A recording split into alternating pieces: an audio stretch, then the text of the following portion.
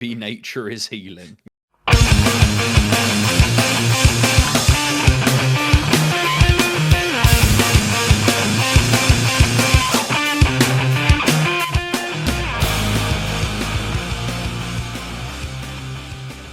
Hi everyone, welcome back to Get Your Deck Out. It's me, Old Emo Dave, here once again with Scott, 11th MTG, talking about Magic every Tuesday here on the interwebs, on Spotify, on YouTube Music, wherever you can find us. We're on YouTube Music? Yeah, that's where you find us. Well, technically, if you look for the podcast, you find us on YouTube Music. I actually found this feature the other day. I was like, oh, we actually look quite professional, which was like actually quite the surprise. And it's Spider-Man week, Scott. How are you doing? Are you slinging some webs ready to go? I did actually send you a deck list earlier. That surprised me as much as you, where I've actually sat and thought about, well, okay, right, let's have a look at like some of the more powerful cards in the set. And there's a couple of bits and pieces that stick out a little bit. So the card that stuck out the most to me on first glance was Carnage Crimson Chaos. Oh, yes. So that Master Meower, Insolent Neonate, is a card that holds a really special place in my heart.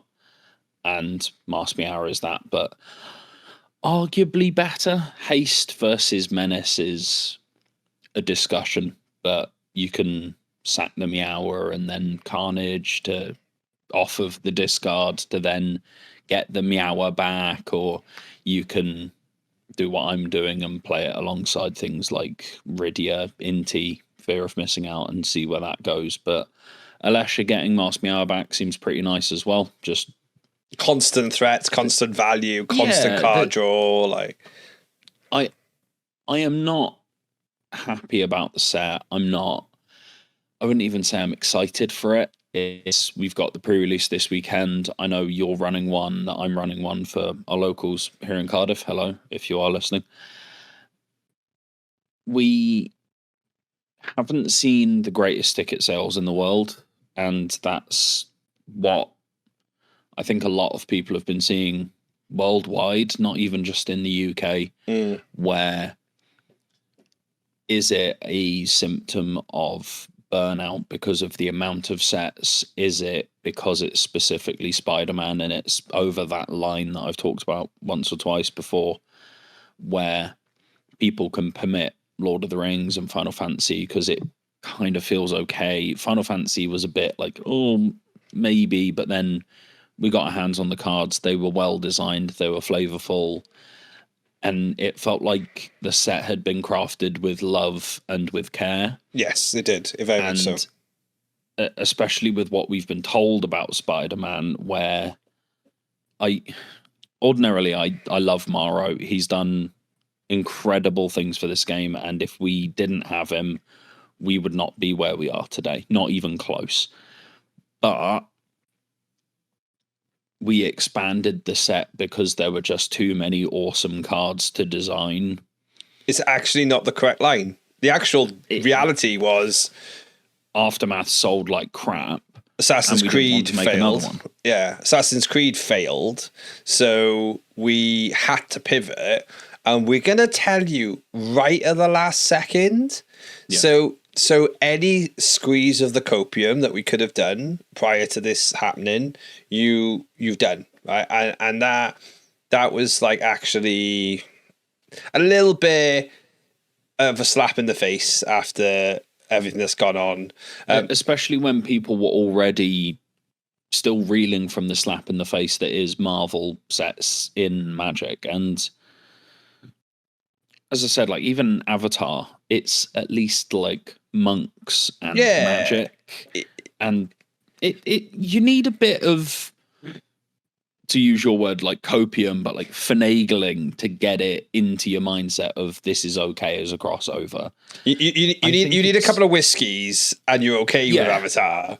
You need to literally have a bit of something I think I can't say the word of on YouTube. Something a bit harder, shall we say? Yeah, to actually even believe that you're web slinging through the multiverse with Chandra and Miles Morales at the same time. Yeah, it just doesn't feel right. And I mean, we've seen it in collector booster prices as well. Yeah, I think they peaked at what? $1,100, and now they're $700. Yeah, so like this is, and again, we hold no sadness for like what this means for the scalper market, the overpriced LGS market.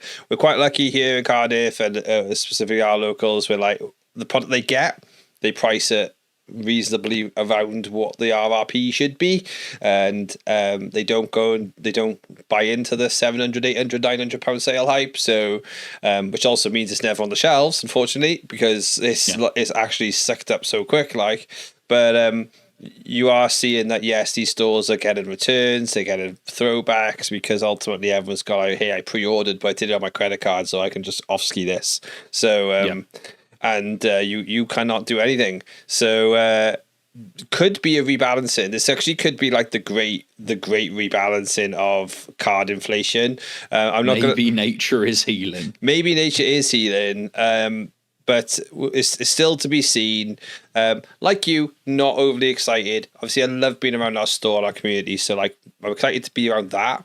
We're still going to be there. We're still going to be there. We're still going to be playing standard. It's not our line. I know it's some people's line. That's fine. I understand, and that makes sense. And if you are I understand that. And if you are in any of our stores on any other weekend, and you are dressed up, there's a special Spider Ham promo coming your way. So if you just so happen to A, be a Magic player, B, be a Magic player in Cardiff, and C, also be at one of the Firestone Games pre-releases, come in Spider-Man for a free promo. Or you want to travel down to meet one of us. You can come. We'll give you a free sticker. The stickers now, for those of you who haven't seen these, or if you've been to our stores, you get your deck out stickers. Basically at any original print run as well. They're not going to be redone in that exact style. We're getting the logo redone professionally. This print run is done. Our Japanese booster version print run is on its way, aka a few hundred from Temu, which will still be this logo, but still be a reformat of the logo. We'll still keep it. We kind of like our logo. It's just if you actually zoom in really close, you can see the pixel burn. So we're going to sort that out. If you come and join us, that's cool. And also you could come and join us for RCQs as well. We had one this Sunday, and Scott, it didn't quite go to plan. You played this time instead of me. I was just looking for the pixel burn, sorry.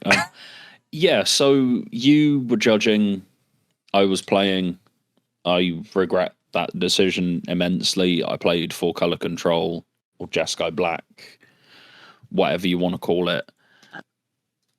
Nothing that weird with the list. I had 3 seam rips, I suppose. That might be considered a bit weird. I had an Ultima in the main. I had a Ride's End in the main. 3 stock up instead of mystical teachings. I don't think... I mean, so I split the finals of the store championships we had literally a week ago on Tuesday.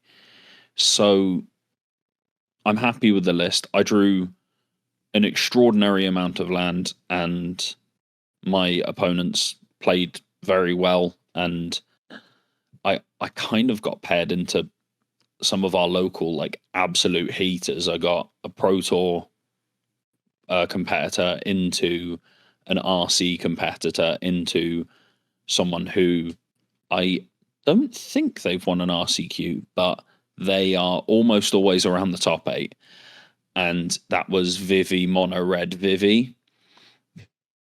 I built the deck to be good against Vivi. I beat it on Tuesday. In fact, I beat my round 3 opponent on Tuesday.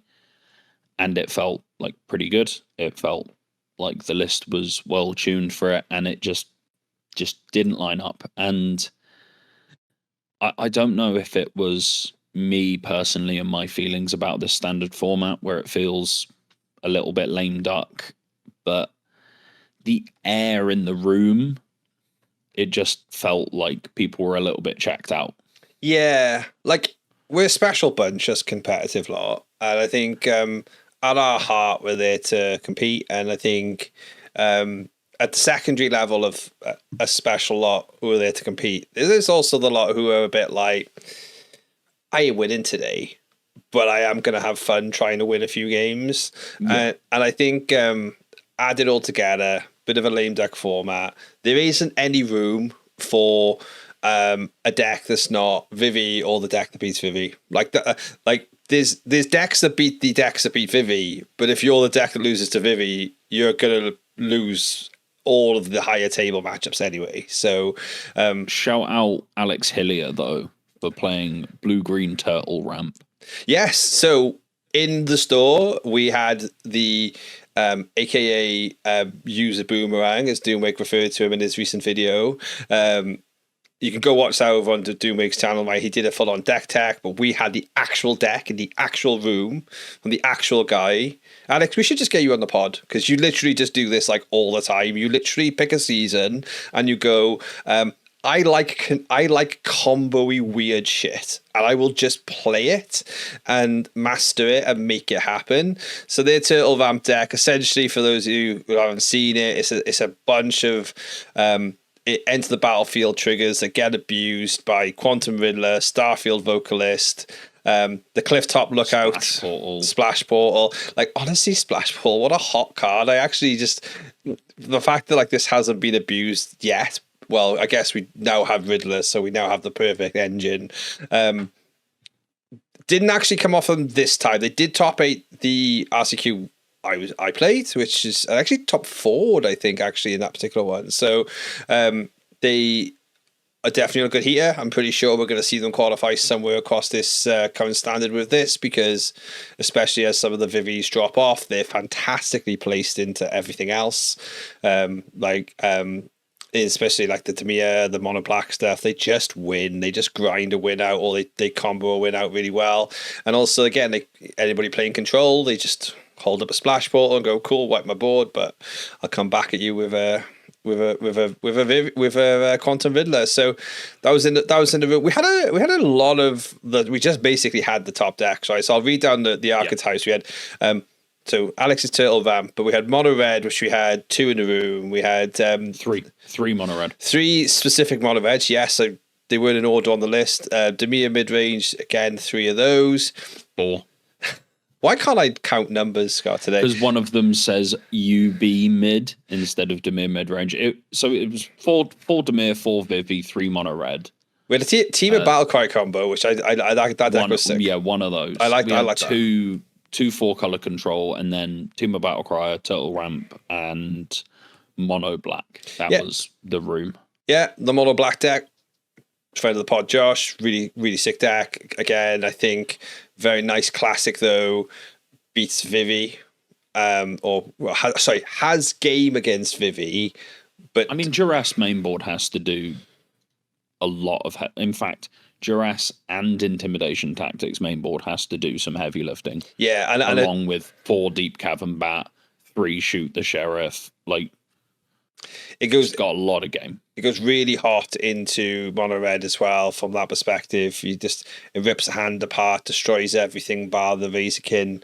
You don't really care for the Razorkin, because ultimately it's just you just get to your your 3 mana demons and just start gaining life off your draws anyway. So it's really good deck, really good performances all round. Obviously we saw it taken down by mono red. Dan Allen was running the literal 75 that won Orlando, and I watched the finals, played really, really well.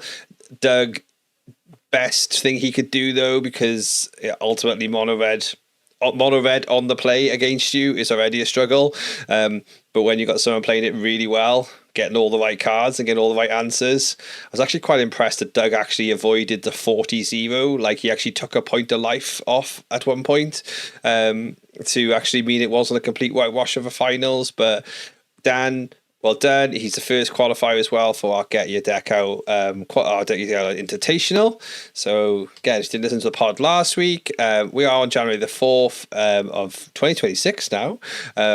co-hosting a £1,000 prize for first place at Full Fire Gaming in Gloucester. You could only qualify if you enter any events that we either publicise here on the channel or you see on Full Fire. So if you just want to take a look at our socials for that, and also look up Full Fire TCG anywhere on the internet, where they'll be basically doing in-store qualifier events between now and January. They're doing all the heavy lifting, if I'm going to be honest, guys. So go to the store there. We're going to be there, though. We're going to be doing full coverage and having a great time. And also, yeah, you can come and see us on October the 4th in Cardiff for our next one. I think this time we might just both get our decks out if we've got any, especially if we've got some Spider-Man upgrades to apply to the fun. I hope I won't be playing 4-color again. That will probably be reality. Is as much as I love Consult the Star Charts as a card, and Inevitable Defeat and Jeskai Revelation, it's everything around it just feels anemic. Yeah, it sure does. And to add to like the end of weekend RCQ discourse, it's like I was, of course, on X and Blue Sky posting all of our stuff and the winners, and I just saw it everywhere. I saw our store usually has 16 people, we got 6. Our star usually gets 40 people. I've had to cancel because we only get 5. Like, I saw people just like running a 14-man, getting in the classic top 4, and they were all playing Vivi Cauldron, so they played tic-tac-toe for see who gets a seat. You know, like, it's actually made a little bit of a farce of the whole system that was actually becoming quite a nice lean mean Doyle machine. So yeah, that's just what makes it a little disappointing, really, to sort of like to take the veils off coming into these big set releases. Yeah, it's as much as we'll talk about the changes that they made a little bit, but I firmly believe that they're trying, and they wouldn't make this format on purpose. And how long ago did they make the change to 3-year standard? Like maybe a year? Yeah, so just over. Well, actually, no. It was actually 2 years ago. They told us there will be no rotation. So we've had the no rotation. So we're in like the full year of. It's just more like 18 months, I guess, since they originally announced it. So if you look at it in terms of the development cycle, they normally have about a 2-year lead time. They do, yeah. That's the standard. So we're coming into now them designing with 3-year standard in mind. So everything that we've talked about and loads of other people have talked about, make less good 1-drops, ban more cards, have more ban windows, all of these things. That's the issue with standard, is it's not just one issue. It's not, oh, there's too many good 1-drops. It's there's too many good 1-drops, and there's too many sets, and there's too many things that reward you for doing nothing but drawing cards in an aggressive manner. There's not enough ban windows, so you end up with stagnant formats. And also, I'm going to call out some of the Modo grinders, where people nowadays, it feels like people have got lazier with standard. Oh, and 100%. That could be down to cost. It could be down to, even if you're a pro player, I've bought Vivi, it was $500, £400, whatever it may be. I'm going to play it. It's the best deck. I'm not going to bother trying to break it. And again, I said it a couple of weeks ago. I know Derek, Misplaced Ginger, said the same thing on Misplaced Opinions, where there aren't enough standard tournaments and RCQs aren't enough. We need more. So Spotlight series seem to be doing really well from an external perspective. They seem to be really popular. People seem to be really excited about them. I know the attendance for the most recent one was down a little bit, but that's because the format sucks.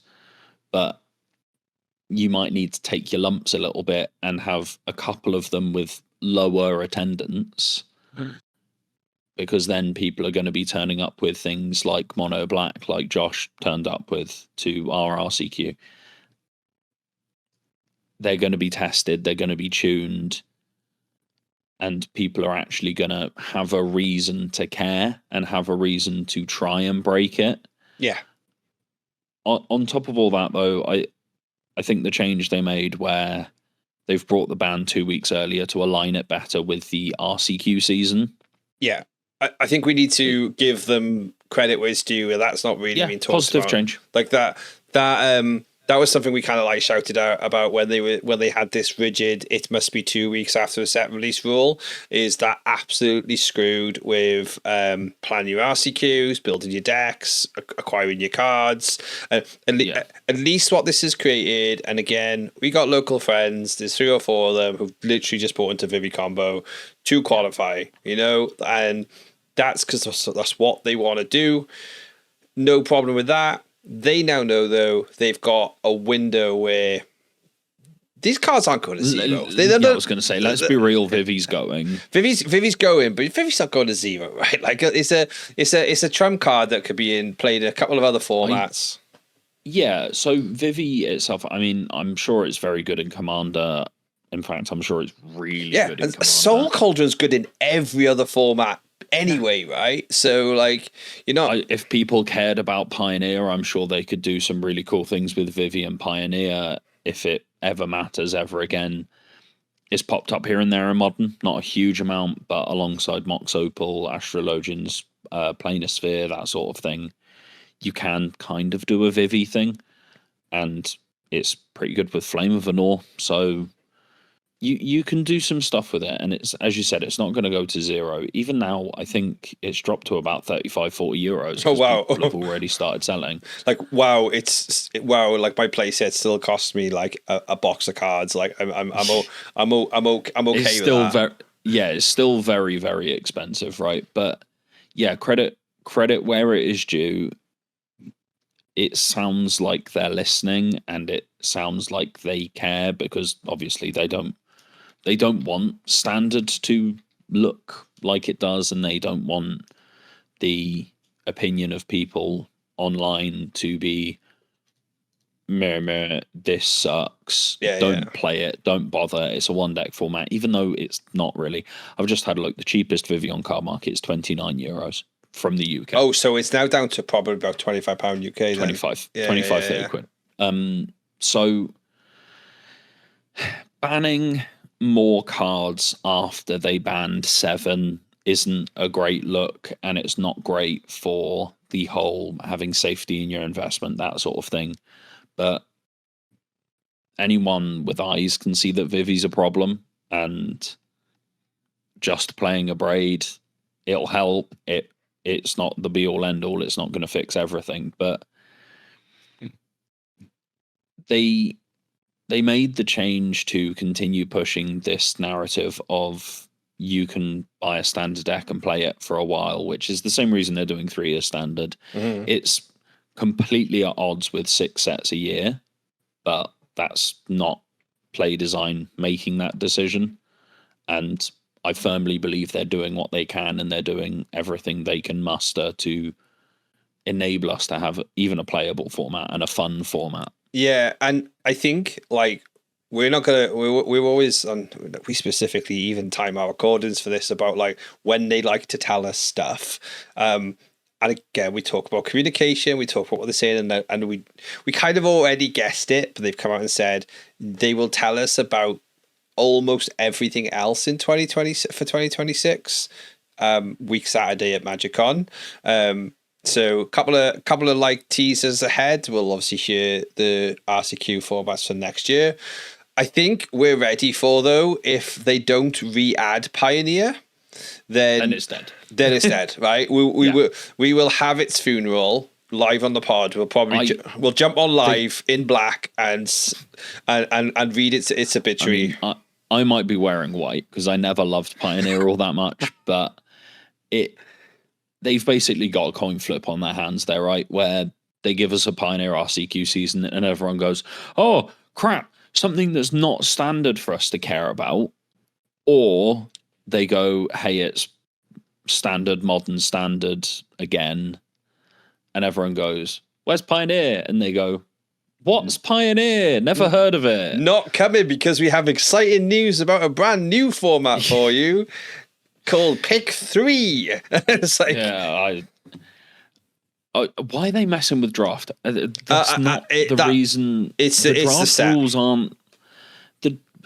It's the set. It's the set alone. Because the set isn't designed for draft. It's designed to be a Beyond booster that just got sold to Commander players. But then the stockholders went, "Hey, this like standard format seems quite popular. Why aren't these cards legal in standard?" And I'm sure the play designers all turned around and were like, "Don't do it." And they went, "Nah, it makes more money. Do it." I think they also looked at the Amazon price on the Amazon bargain bucket price and went, "Hey, isn't that a popular computer game? Why are you selling it 70% off?" It's like, and actually just and fed it in from there. But we done goofed. I know, right? But we're going to see that. Obviously, we already do know for 2026. We know Lorwyn, we know Strixhaven. Again, hype for both. I think that's really cool. It's Arcavios, right? It's not necessarily Strixhaven. Strixhaven at least. Right? Isn't that the name of the Strixhaven? Let's have a look. Pause the pod, everyone. Pause the pod. We've got to do like we got to Google on ourselves. Fine production here to Get Your Deck Out podcast. We were so ready for what we started discussing. Back to school on Arcavios. So was Strixhaven wasn't on Arcavios, though, right? Or was it? Yes. Yeah. So Strixhaven's the name of the school. Arcavios is the plane. So I guess what they're referencing is it's like we're in Hogsmeade, I guess, if we talk the Harry Potter world. Oh, it's Secrets of Strixhaven. Oh, so like it could just be adjacent. It could also be the school. We return to Arcavios and the school of Strixhaven, sure. So maybe they'll have some more stuff around Arcavios than just the school, because I mean, you're entrenched in this game, and I said Arcavios, and you're like, "Yeah, but that's not where Strixhaven was." Yeah. I'm like, well, I just assumed Arcavios Arcavios is the plane. I assumed it was on. I assumed it was on Ravnica or something like that. That's my bad. So, because just everything with a hat is on Ravnica, right? For a few years, it was a safe bet that it was on Ravnica, right? So we got that, and actually, there is still a win. Like, there's still a. I would love, if I was going to put a crystal ball, I'd love to see them and go, because they've basically, if there was going to be a remastered set in January, they would have told us already, or maybe they could still sneak one in, but I don't think they've specifically said January for Lorwyn. I'd love to see. Please don't do 7 sets. Even if one of them's not standard legal. Well, I'd love to see a 5 set. I'd love to see a 5 set standard and a one master set. I'm fine with that. I will double down on that and say, although I want 4, I'll take 5, and you can give me some ridiculous UB Commander crossover somewhere in the middle, and I will lap it up. I will take all the pre-orders just so that this is all we have to endure, because I did see Play-Doh today, though. Like, to completely kind of go on a tangent. Play-Doh's cool. I like the fact they're doing a crossover with Play-Doh. That is a good world to do Extra Life funding money. That's a cool way to do. They should just do more of the charity stuff, right? And they should do more good work as opposed to selling out the long-term good feeling of an entrenched players for a short-term increase on their profit margin, so the shareholders can buy a new yacht. Well, we take 5 sets a year and 1 secret layer a week. Like, if the secret layers were just here's the cool thing, here's the K-pop hunters one, here's SpongeBob X2. Why have you not reprinted Mox Opal? Yeah, because you could just make a bucket load of money. Like, make a Mox Opal secret layer. Look, here's 4 unique art Mox Opals. You did it with Thalia. Thalia Guardian of Thraben is like 30 cents. Yeah. Do a Mox Opal secret layer, charge $100 for it. You will sell all of them.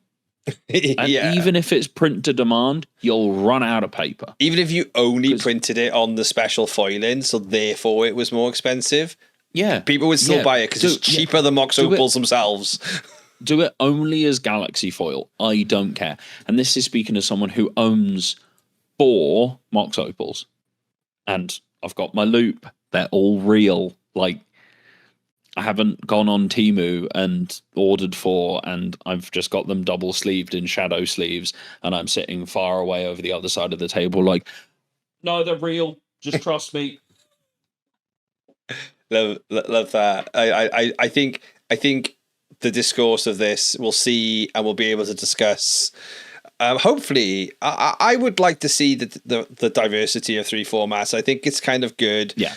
The only it felt good when it was Standard, Pioneer, Modern. That felt good, and we're getting to the point where enough people care about Standard, external to our CQ formats, where you will see that drop off. You might have 6 players for your weekly tournament instead of 15.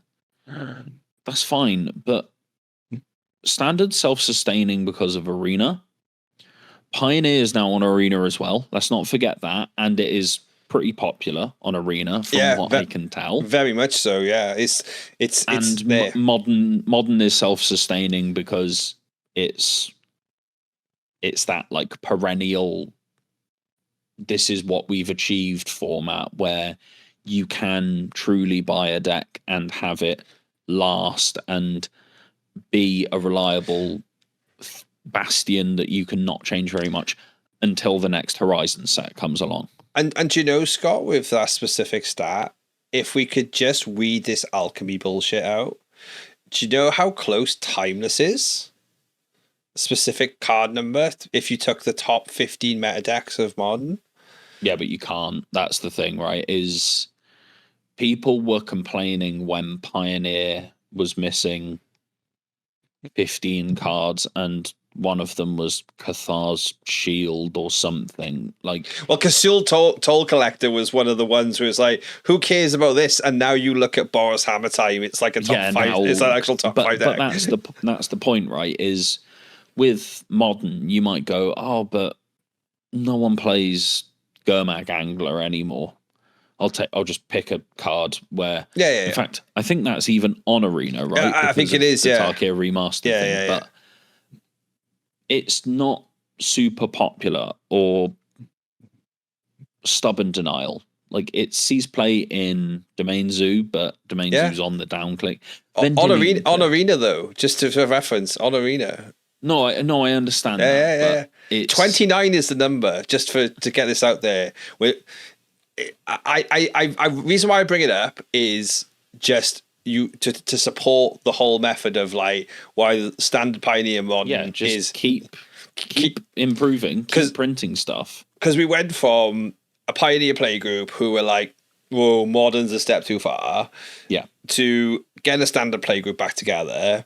And obviously we've got like a big hole in the middle now where actually some Pioneer players sold all this stuff and went to Modern. Some didn't even bother but came back to Standard. But most of them sold their cards and went to Final Fantasy or Lorcana. Yeah. But of what we've retained of the Standard people who are around now who've now gone through their first lot of shocks and they maybe caught the back end of Modern Horizons 3, they're like, oh yeah, maybe I'll get a Pioneer deck together, which will mean I can get a Modern deck together. Or they're like, oh yeah, Modern looks cool. I'm saving bits for this. And so you're right. The ecosystem helps on the one hand, and obviously Magic Online helps continue to like support a really fantastic Modern and Pauper player base as well. But that's what you need to do with having and supporting both Arena and Magic Online. Arena is the mobile app that you open and you play a game of Standard with Mono Red while you're having a poo in work. That's true. Magic Done Online it many times. Magic Online is the thing you sit down at. You're like, right, okay, my partner's gone to bed. I've got 2 hours to myself. I'm going to put my headphones on. I'm going to put a podcast on, an audiobook, some music. Off we go. And you play a league, and then you come out of it feeling like you learned something. Yeah, I agree. I do agree on that. I think my recent successes in RCQs and just playing better is very much attributed to sitting and paying proper attention to Magic Online, and as opposed to being on the sofa with your iPad in front of you. Arena open, just. I have slop too, which I wouldn't want to see. So it's a known thing on the part of my favorite decks is Grease Fang of any flavor. You could be Esper, you could be Azorius, or not Azorius. That's not Goblin's Black. You could be any of the 4 different color variants that you can play. I will slot my way through, trying to get the turn 3, hit you for 14. Not be able to finish the job, lose because they killed your Grease Fang. I know, and then so basically that's why I need to get better with my secondary Monument to Endurance lines. But I could do that on the sofa, and it'd be okay, and it just keeps the reps going. But you're right, like if I want to play like a really grindy white weenie pauper matchup, and I want to test it against mono blue terror, like. I need to lock in because I need to I need to figure out like what's worth what my draws need to be, why did I lose, why did I win, when do I cast Prismatic Strands, what's my guardian pledge math of like how many blockers I need to keep back and stuff like that, and the kind of stuff that you do get if you've got good testing groups and all that kind of stuff. But the world's different now, right? We do our stuff online, and we're lucky to see people in person. So the healthy ecosystem is returning. I think the right call for them to make is to give us all 3 formats. I will sort of probably make some controversy here to a lot of our Pauper friends. I still think it's not right to have Pauper. I think Pauper is correctly the community format and should remain that way. Thing is, you make it an RCQ format, then what's the need to manage it? Yeah. And that's not right for Pauper. Pauper has always been... It's like saying, why don't we do a season of pre-modern? It might very well be popular, but that's not the ethos of the format, as far as I can understand from talking to Pauper players, and we've got a lot of them locally. Pauper players are everywhere locally. It's probably the most popular. It's probably the most popular format in the southwest of the UK. Pauper or modern. It's one of those two. Yeah. Modern RCQs always do really, really well down our way. I feel like if you did Pauper RCQs, the first 3 would go really, really well, but then some of the more entrenched Pauper players might turn around and go, well, we kind of liked being the fly on the wall with the community-driven format without Pauper Horizons. We kind of like being cool, doing our own thing. You get Pauper Horizons in 2 years where they're selling you Beyond boosters again, but it's just 6 commons, and you've got Snapcaster Mage and Teferi, Hero of Dominaria, all just like being downshifted.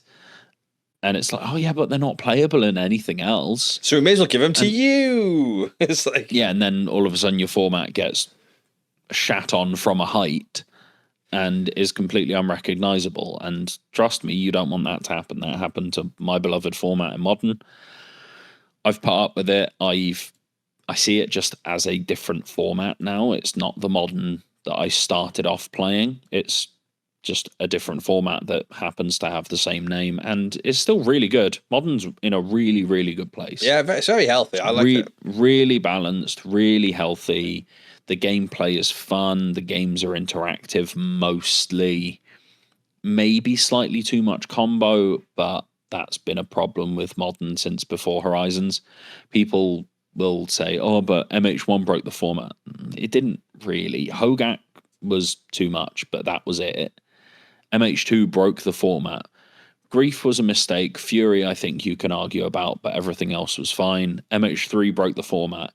Nadu was an issue, but the rest of it was... It's okay. It's just... Fine. Yeah. And every single time we've ended up with at least a good format for at least a few months, and people point at Horizons and go, but the One Ring's busted. And it's like, well, that's not a Horizon set. And no. Also, before MH1, people don't remember that format.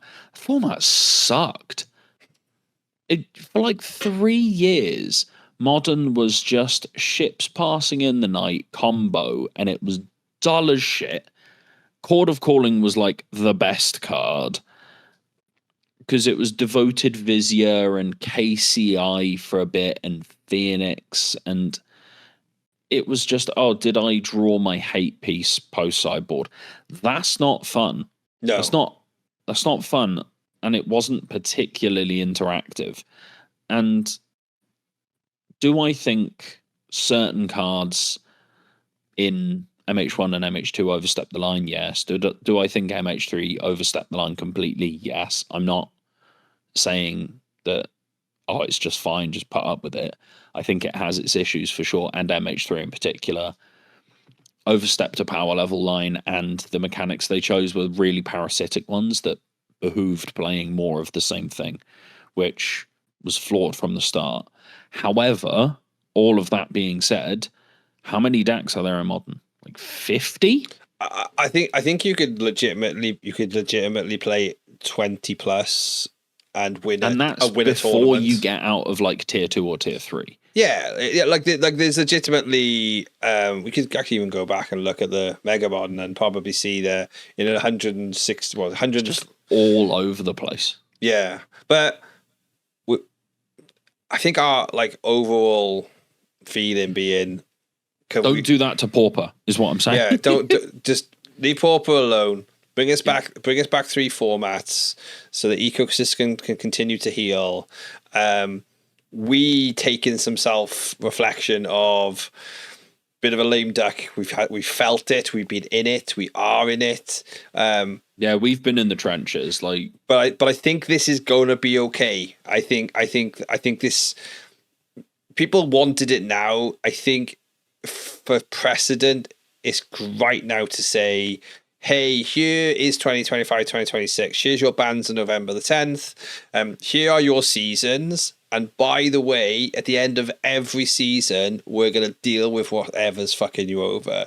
Like, at the end of the season, so that also, it doesn't move on. We've got a new set in 2 weeks. Like, in a week, actually, is pre-release. So, this weekend, in fact. Yeah. So the fact that we're not even talking yet, and this is a deck which we didn't talk about decks today because obviously this current week is all the streamer stuff.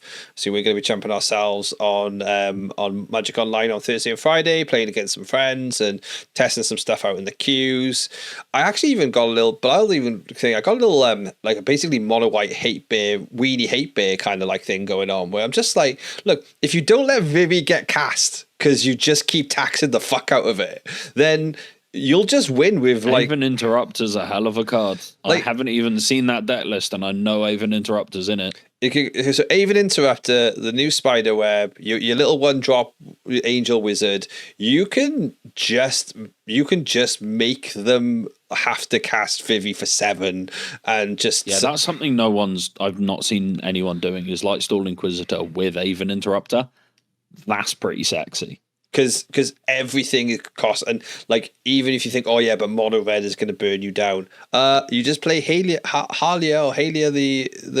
life gainer, guided by light, by light, the one that's been in Boros in Modern occasionally. Yeah, you just play that. You just gain some life. You just cut down some shit. You're all right. Get lost. Yeah, and also your seam rip things, so you're doing okay. And also I'm very interested to see like the Gear Hulk packages. The Selesnya Gear Hulk has done really, really well. Like if you think about what it can go fetch, it can go get Dusk Rose Warlockry, it can go get seam rip, it can go get Authority of the Consoles, it can Phoenix down, it can go get Phoenix down. Like it can just outvalue the hell out of a Vivi. Like a Vivi deck can just be there and they'll be like, yeah, sure, resolve it. Okay, you're going to tap... Quantum Riddler's kind of asking some questions about that at the minute, but... That is true. I think seeing some of the Vivi decks on the weekend, the number of Quantum Riddlers is slowly creeping up to a point where I'll be surprised if it's just not even a 4 of eventually, because it's just so good. And also on that tax of like the seam rip tax, it's like, if they'll they'll want to have stuff that you can't hit. So, there's I'm actually getting to the point now where if I have a green deck in standard, I'm going back to pick your poison. Yes. Because it can take out Profts, it can take out Soul Cauldron, but it can also kill a Riddler. And if they have a Steam Core Scholar, it's not normally a 2/2. It's normally it's a 4/4, 5/5. Yeah. So lots. I've just had a look. Both Doug and James had 3 Quantum Riddlers. Yeah.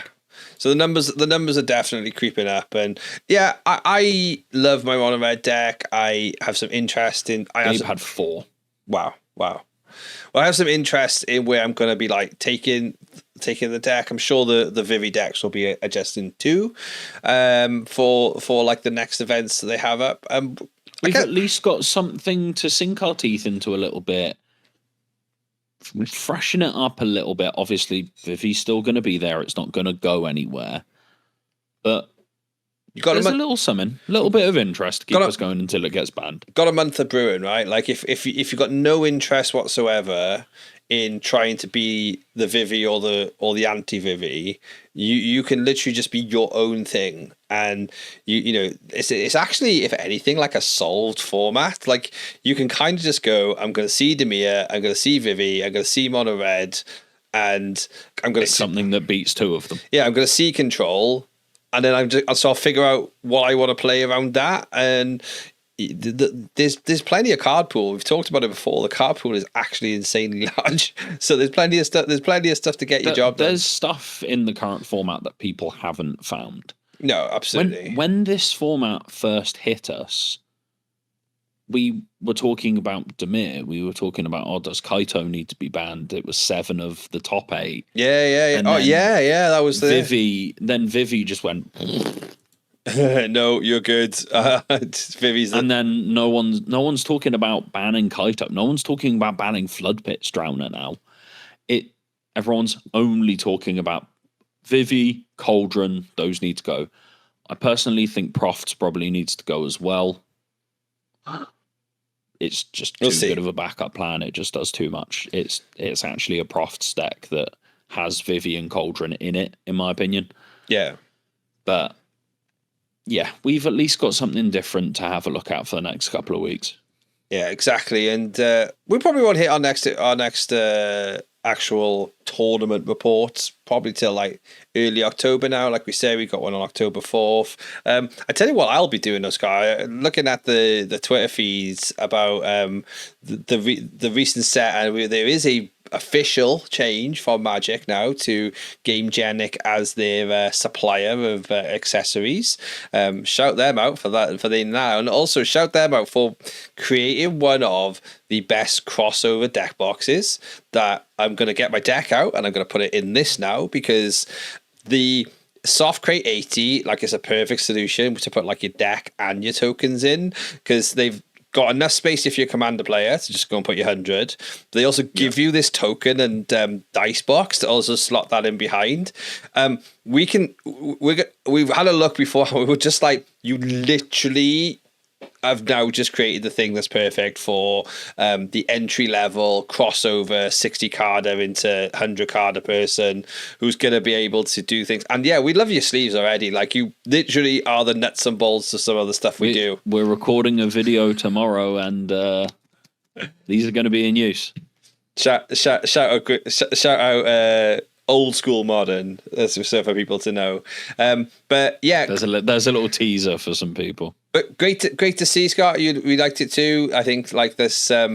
It's good. Great to see we're also on the map though, right? They're like, these accessories are being made forever. They've always been, hey, here's how it fits a commander deck. Yeah. But we're actually trending back to, here's the thing for all types of Magic decks, and here's how it intertwines. Yeah, people like to talk about how competitive Magic is dying and Commander's the only thing that matters. I'll be real, if COVID didn't kill it, nothing's going to. True. We lived through that. We were playing home organized tournaments on Arena. You were even hosting some. Yeah. If we can live through that, not just as a community of competitive players, but as a community of players of the same game, where people have physical cards still. And I had people messaging me that hadn't played Magic for years, and they were going, "Hey, do you want to have some games on Cockatrice?"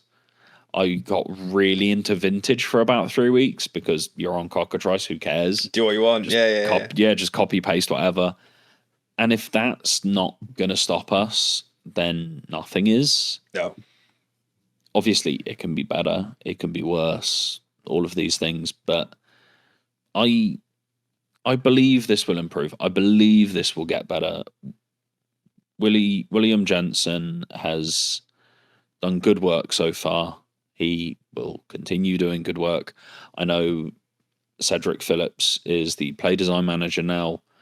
Haven't heard much. I assume and hope it's because he's extremely busy designing really fun sets and a really fun game, and trying his best to not have too much impacted by how many sets we have to print and all of that. Because if anyone's ever watched Resleevables, you'll know his opinions on modern Magic by and large. I think like the right people to have the right pushback have now come in 2 years ago. So whilst hopefully we're coming to the point now. Yeah, we're starting to see like the backup of, okay, well, if you want to rebuild it all, like you implanted the Commander safety bubble, which got us through COVID and sold more stuff, but actually when you broke the glass, it expanded into a massive paddling pool. But in the meantime, your stalwarts back on the fences are still fighting the good fight. They want to rebuild the castle. They want to push to. We need both of us at this point. We need competitive players and we need casual players. It's always been that way, and it's always going to continue to be that way.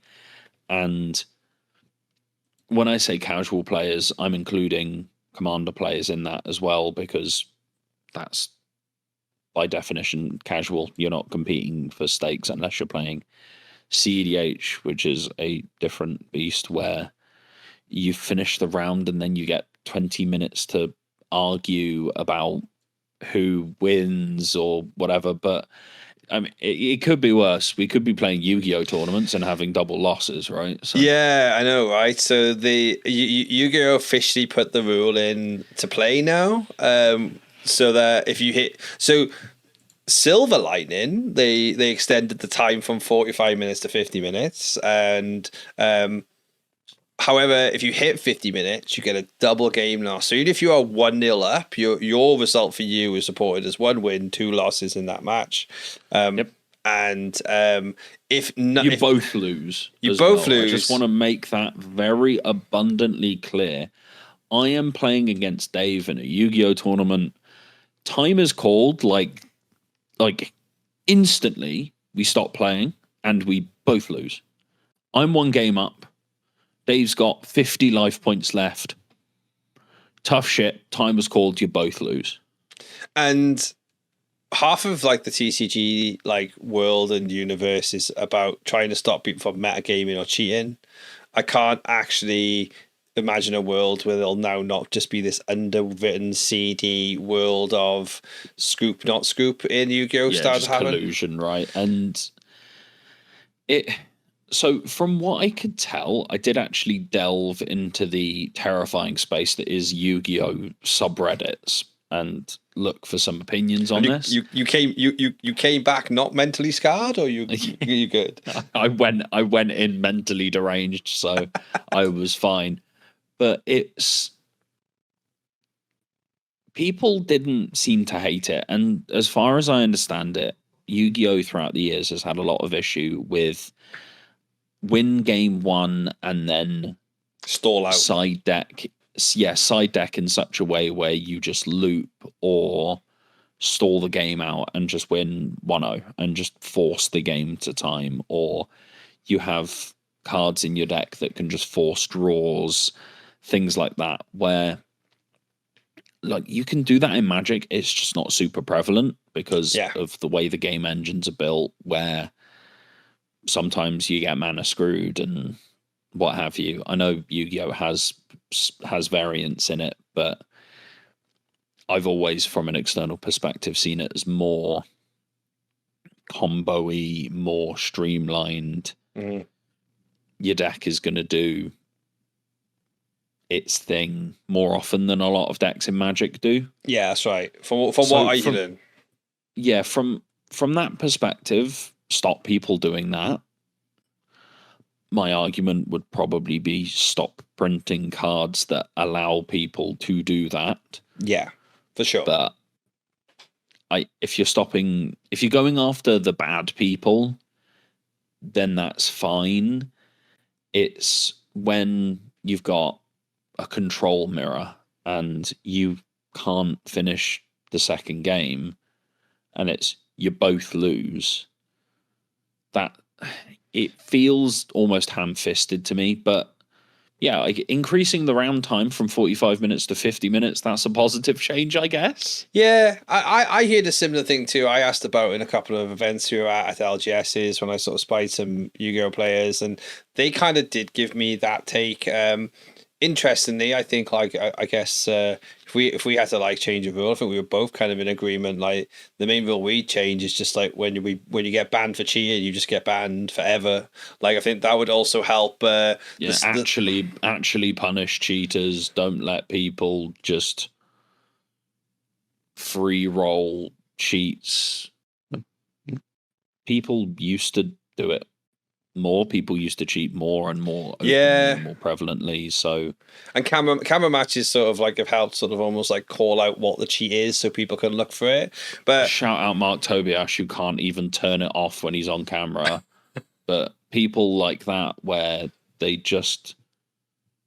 can't not cheat, and I assume it comes from Mark Tobias is the example I'll use because it was reported that he's been cheating recently, and there is some pretty damning video evidence. Yeah, we're not throwing. I've never played it. I've never played against him. I've never met him, but I'm just saying what I've seen. Yeah, he is a very good Magic player. He just is. But that is sometimes the people that cheat the most because they feel like, oh, but I'm a better Magic player than this person. I don't deserve to lose to them because I'm better than them. I've put more work in. So their way of rationalizing that to themselves is, well, I deserve to win anyway. All I'm doing is just eliminating the bullshit variance. And we've all played against people who are better than us at certain points in time or worse than us at certain points in time. I don't care if you're Kai Buddha, John Finkel. They have played against people that would have been better than them at that present moment in time at some point in their career. Right now, is Kai Buddha the best player in the world? No. Still top 8 at a Pro Tour, but no. And does he cheat? As far as we know, no. And the amount of games that he's played on camera and the amount of people that watch him play, there are players where you know it, and there are players where you kind of trust it. And actually punishing those people would be a nice change. I don't know how Yu-Gi-Oh deals with cheating, in all honesty. Let us know. Let us know if this falls over Yu-Gi-Oh shorts feeds. Then let us know if you don't also have cheating as well as this, because hopefully you don't. We actually did before, like even before the part, we talked about what would we change in Magic, and I think overwhelmingly, we just want to see integrity upheld a little bit firmer, and that is hopefully something. Yes, we've seen Wizards have advertised head of judge program. Let's just put the line in the sand, right? Another 2 years again before we see any big change to that. So like, but if they are going to do anything, that they just go, here's what we're doing, here's the rules, here's how we collect evidence, and here's how we chuck people out of the game and never let them back. Because I have a lot of things in life where I have like a big straight line, right? Everyone should probably get one chance for a mistake or for a coercion. And I think I'd even say take Mr. Tobias, right? I feel that pain of you're top of your game, so therefore you need to stay top of your game. Actually, the only way you can get enjoyment is staying top of your game, so you might be tempted to take an edge to stay there more than you in a situation we don't deserve. Yeah, we're not permitting it and we're not justifying it, but as competitive players, you can understand how someone gets to that mindset. With someone like Ian Robb, where he got DQ'd from a Pokemon top 8 for making a wanker symbol, that's a completely different kettle of fish to me than someone palming a card or saying that they've played 2 explores when they haven't, or collecting evidence, or saying they've got delirium in weird ways and stuff like that, where it's opportunistic. It's not necessarily premeditated a lot of the time, and that's more understand. If someone's premeditated cheating, then what the hell is wrong with you? Oh, totally. With the opportunistic cheats, it makes more sense to me. I'd never do it. I've never cheated. I will hold my hands up and say I've played on camera quite a lot for the YouTube channel, and I very well may have made mistakes on camera, but I have never knowingly cheated. And and it's a little bit why we sort of, again, we say for the channel, it's like why we sort of like toned down like filming the locals and things like that, because like the YouTube comments at a point were starting to get a little bit like, fuck's sake, man, this is random Joe who's got a day job who's having fun on a Tuesday night. The fact we're not playing a Pro Tour top 8, like the fact that they missed Delirium, or the fact that they did double triggers and like neither of them saw it, or like this is mistakes, right? Like I don't know what you're expecting of Bill who works minimum wage. Like it's just so. Like it's a very, very fine line. I think just the lines could do with a little bit more firm definition, so that actually those who are more inclined to be able to use acts of magicianry to actually like try and win the game get punished a lot harder. I also think as well bad behavior should be punished a lot harder, because although like we've both been in situations where we've either been on the reverse side of someone losing their shit on us or us actually losing our own shit, I think it's never you as an adult should also be held up for that action. So if you like storm off from a table, or if you even like you say make a comment that actually is not a very nice comment, I think you should get like a little bit of a timeout from playing and being involved in a formal setting, because that's how you fix your ways and that's how you change behaviors. Yeah, it doesn't matter who you are, where you come from, if you've got mental health problems, if you are straight, if you're not straight, if you're part of the community, if you're not. It's a game for everyone, and it's a game first and foremost. It's a game. Yeah, fair enough. Sometimes there's some stakes on the line. If you're playing at a Pro Tour, then yeah, there's some stakes. But when you see someone opportunistically cheating at a standard showdown, I'm just like, come on, like, or you see someone being abused because they got lucky, and they got lucky in a game, so then someone says something racist to them. That's just no. In what world? I know that some people might think that's okay, because unfortunately the political situation in the world in general is dire. And particularly in America and the UK and in some parts of Europe, where people think it's okay to be racist, homophobic, transphobic, take your pick. Don't let that come into our game from any side, and that, in my mind, that goes along with cheating. It's, as you said, they should be treated as the same thing. if someone is palming a card against me, I want them to be not allowed to play anymore. I don't want to have to look at a social media and see if they've replied to a thread saying they're coming that week, or think, oh, do I really want to go and play? They might be there, like X person. Yeah. Attitude. Attitude, cheating, whatever. If you're playing a specific deck, then I don't care. I'm not going to go, oh, but someone's playing Vivi, so I'm not going to go to my weekly standard. Yeah, and we've seen that we've seen people saying like, oh, you can come to our weekly and play Vivi, but we won't give you prizes. Shut up. Like, it's like a 55% deck. It's not like 95% win rate.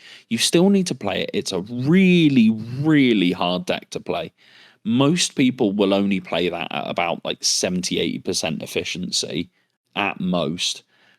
Getting that last 20% is really difficult. There's so many decision points. Yeah. And if you're turning around and saying, oh yeah, you can play this thing that you've spent your money on and invested time in learning, but because I'm the head honcho tournament organizer, I can go, haha, because you're playing that, you're not allowed. It's like when you see in the practice queues in Magic Online, where it's like Commander 1v1, no land destruction, no counter spells, no cards that cost less than 5 mana. If you play Soul Ring on turn 1, I'm going to dox you. It's the same thing where it's like, just, you might have to bleep this out, but don't be a cunt. Yeah, totally. No, totally. And that pretty much sums up the episode. When it comes to play design, when it comes to set release, that's all we want to see. That's what we'll call the episode, is it? Don't be a... Yeah, I see how the algorithm treats us. The algorithm's pretty shitty right now, so for anyone who's listening, wherever you are, liking, commenting, like following, subbing, like... I will say, you swore first this episode. I'm normally the bad boy. I did go first, but we're off to go and sling our webs, get our decks out, and we'll report back next Tuesday. For you lot, we'll record on the Monday. There's a little sneaky hint. We'll report back how things are going. You'll maybe see some extra videos on the channel, so see scheduling and stuff. Like, we'll keep you all updated, but we'll also always keep this on a Tuesday. Thank you very much for being with us. Go forth, get your decks out, sling some webs, and go forth and get your deck out. See you on the other side.